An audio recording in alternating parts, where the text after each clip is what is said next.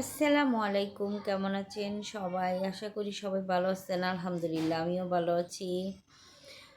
তো ইউটিউবে আজকে প্রথম আমি ব্লগ ভিডিও দিতে যাচ্ছি। প্লিজ সবাই একটু সাপোর্ট করবেন, আমার চ্যানেলটাকে একটু সাবস্ক্রাইব করে নেবেন।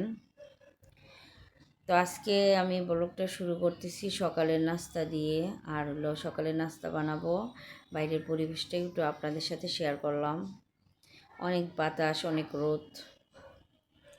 তো আজকে সকালের নাস্তায় আমি সিদ্ধ আটার রুটি, আটাটা সিদ্ধ করে রুটি বানাবো।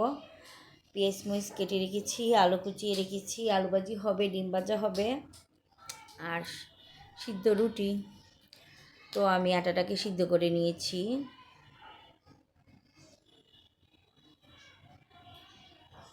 এখন আমি চুলাতে একটা কড়াই বসিয়ে দিয়েছি। কড়াইতে দিয়ে দিয়েছিলাম তেল। তেলটা হালকা গরম হয়ে যাওয়ার পর পেঁয়াজ কুচি আর লবণ দিয়ে দিচ্ছি। ভুল হয়ে গেছে, হালকা ভাজা হওয়ার পর লবণ দেওয়া দরকার ছিল, কিন্তু আমি দিয়ে ফেলছি ভুলে। পেঁয়াজটা হালকা ভাজা হয়ে যাওয়ার পর কাঁচামরিচ আর হলুদ দিয়ে আলুটাকে দিয়ে দিয়েছি। এখন হলুদ আর পেঁয়াজ আর কাঁচামরিচ সাথে আলুটাকে ভালোভাবে নেড়ে মিশিয়ে নিব। মিশানো হয়ে যাওয়ার পর আমি ঢাকনা দিয়ে ঢেকে রেখে দিব।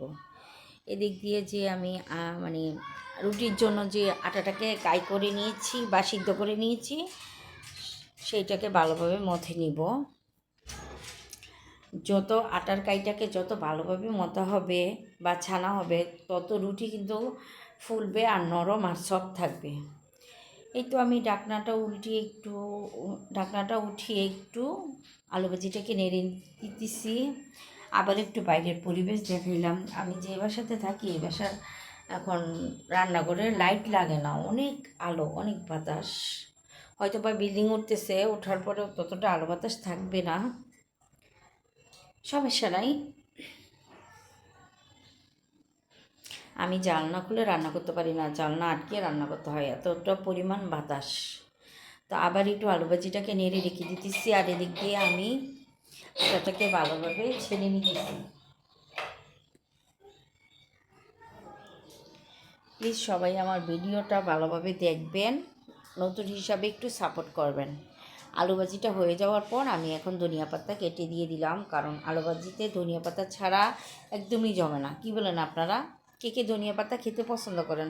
আমি তো অনেক পছন্দ করি, কারণ শীতকাল মানেই ধনিয়া পাতা। এই তো আমি এদিক দিয়ে গোল গোল করে রুটিগুলো বানিয়ে নিতেছি।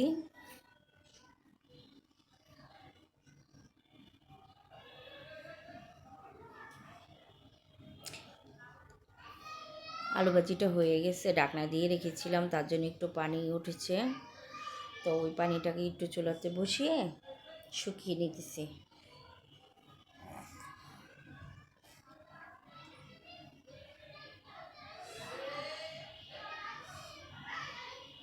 আলহামদুলিল্লাহ আলু ভাজি হয়ে গেছে।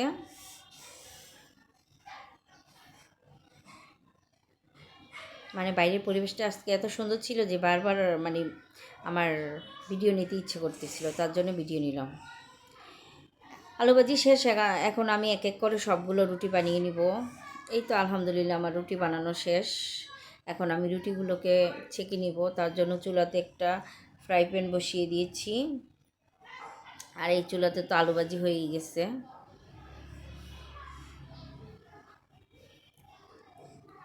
হ্যাঁ, তাওয়াটা ফ্রাই প্যানটা গরম হয়ে গেছে। আমি রুটিগুলো দিয়ে দিলাম এক এক করে রুটিগুলো।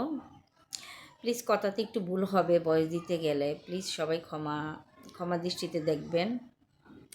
আর নতুন হিসাবে সাপোর্ট করবেন, আমার ভিডিওটা পুরো দেখবেন। যদি আপনারা লাইক কমেন্ট করেন, আপনাদের ভালো লাগে, অবশ্যই আমি নতুন নতুন ভিডিও তৈরি করার চেষ্টা করব। আর রুটি পাতলা আর গোল হবে, আর যদি না ফুলে একদম ভালো লাগে না। রুটি ফুলতে হবে গাল ফুলা মানুষের মতো, ফুলকো ফুলকো রুটি।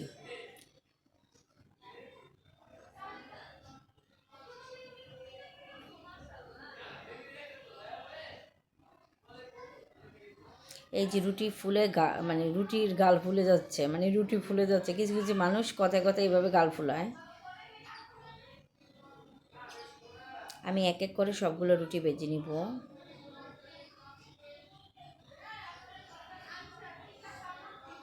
এই তো আমার রুটি ভাজা শেষ হওয়ার পর চুলাতে একটা কড়াই বসিয়ে আমি ডিম ভাজি করে নিতেছি। আর এই তো রুটিগুলো ভেজে নিয়েছি, সেটা আপনাদের সাথে একটু শেয়ার করলাম। আজকে সকালের নাস্তায় থাকছে আলু ভাজি, রুটি আর হলো ডিম ভাজা। দুঃখের বিষয়, ওই যে কারেন্ট চলে গেছিলো বলছিলাম, এখানে নাকি ট্রান্সমিটার বাস্ট হয়েছে। তার কারণে কখন কারেন্ট আসে ঠিক নাই, তার জন্য মনে করেন পানীয় ধরে রাখিনি, রান্না হইতেছে না। তো রান্না না হওয়ার কারণে দুপুর হয়ে গেছে, 2:30-3টা বেজে গেছে, বাচ্চারা খাবার খাবে, তার জন্য বাহির থেকে খাবার নিয়ে আসলাম। আর আমি নতুন এলাকাতে আসছি, সেখানে খাবার কীরকম এখনও তো ট্রাই করা হয় নাই। তো ট্রাইও হয়ে গেল যে এই খাবারটা কীরকম। তো আজকে দুপুরে খাবারে আনছে মোরগ পোলাও, আলহামদুলিল্লাহ 3 প্যাকেট। আমার মানুষ কম, তার জন্য 3 প্যাকেট মোরগ পোলাও আনছি।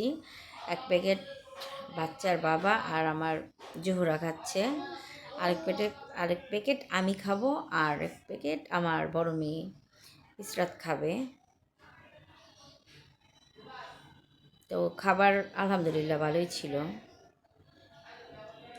এই তো কারেন্ট আসার পরে অল্প স্বল্প রান্নাবান্না করছি। সারাদিন কারেন্ট ছিল না, কারেন্ট আসছে অনেক দেরি করে। তো ছোটো মাছ ভেজে নিয়েছি, অল্প করে মুসুরির ডাল রান্না করছি, টমেটোর সালাদ, আলুর ভর্তা, ডিম ভাজি, আর সকালের একটু আলু ভাজি ছিল, সাথে ছিল সাদা ভাত। এই তো আজকে আমার ছোট্ট একটা ব্লগ ভিডিও। যদি আপনাদের ভালো লাগে অবশ্যই লাইক কমেন্ট করবেন, আমার চ্যানেলটাকে সাবস্ক্রাইব করবেন, পাশে থাকা বেল আইকনটি বাজিয়ে দিবেন। যদি কথাতে কোনো ভুল হয় অবশ্যই ক্ষমা করে দিবেন, কারণ নতুন ব্লগ ভিডিও দিতেছি আর ভয়েস দিতেছি তো তার জন্য। আল্লাহ হাফেজ।